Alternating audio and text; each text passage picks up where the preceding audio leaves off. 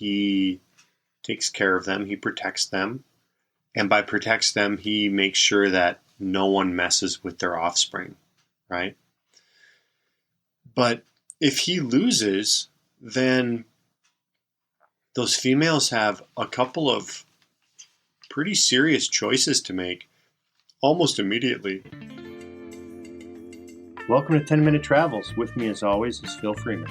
And with me, as always, is Shane Patrick. And tonight we have a real treat. We're going to talk about visiting mountain gorillas in Uganda.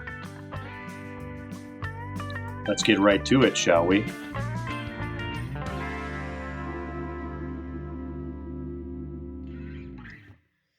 The women are the ladies, the females. Try not to anthropomorphize, but it's so hard because they are so similar to us. When you look one in the eye, you're seeing your neighbor. You know, not your neighbor across the street, but your neighbor across the evolutionary ladder. That's why it's so powerful. But the females, they have two concerns. One is protecting their little ones. Pardon me. And then the other concern, protecting their little ones, and then just being whatever the leader of the harem needs. So if their leader fights off the young guy, that's the best case scenario for the females because they've already bred with this guy. He takes care of them. He protects them. And by protects them, he makes sure that no one messes with their offspring, right?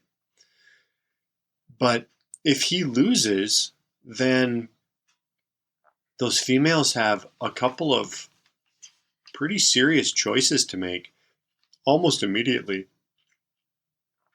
If they have female offspring, no big deal.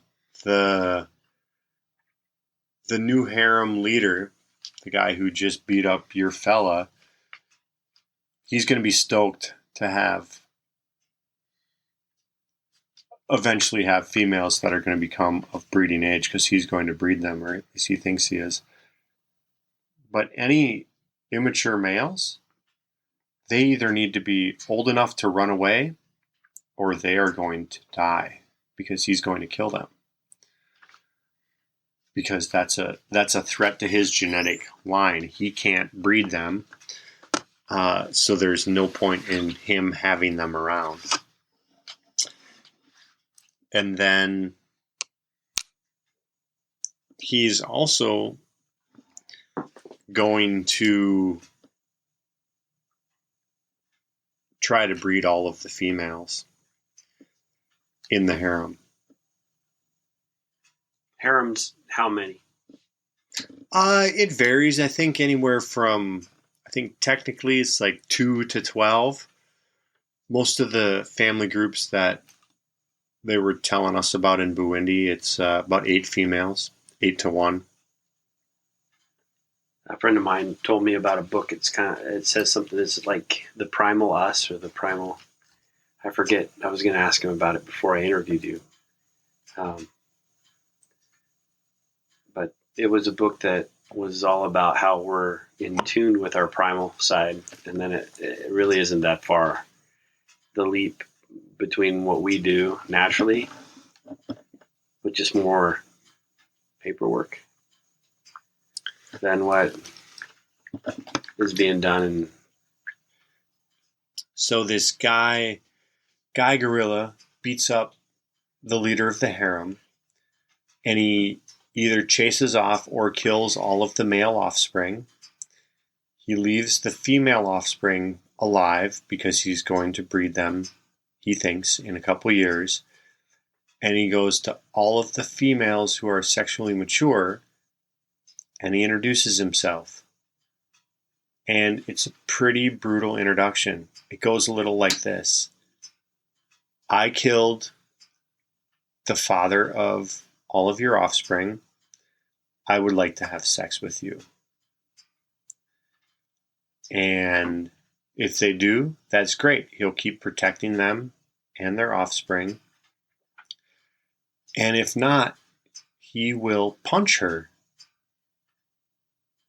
in the chest. Usually that's enough. One punch, and she will have sex with him. Because in a harem society, the male is much, much larger than the female. We're talking like twice the size, pretty much. And the average female, what size and weight are we talking?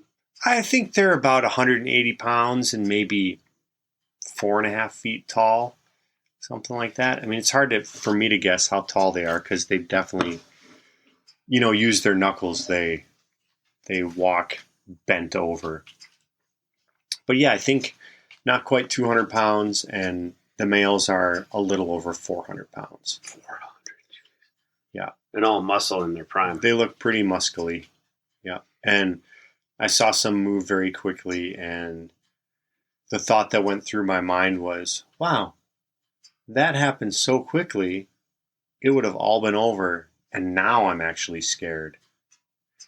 You didn't even have time for the shot of adrenaline to hit your bloodstream before they were already on to the next thing.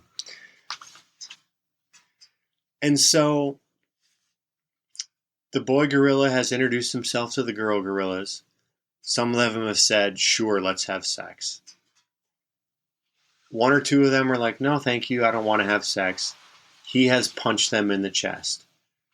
And then he will go about his business for the rest of the day, and he'll come over tomorrow, and he'll do the same thing, and he'll punch you in the chest. And typically the second day with that one punch, that's the day. Because either they will have sex, or he'll come back tomorrow and beat them to death. And it doesn't take that many punches. The male's just that much stronger. But, so you see that, and it's like, okay, this is the way it works in nature. And supposedly we are so much more advanced. But we still have rape happening, and sexual assault, and it just makes me think we are closer to them than we realize. All I'm saying is, it seems to me we are not as evolved as we would like to believe that we are. That was Shane Patrick talking about visiting the mountain gorillas in Uganda. If you want to learn more about Shane doing that kind of crazy stuff or anything else about 10-Minute Travels, check out 10minutetravels.com. And we want to remind you, make sure your sense of humor matches your sense of adventure. And please like, subscribe, and share this podcast on all the platforms.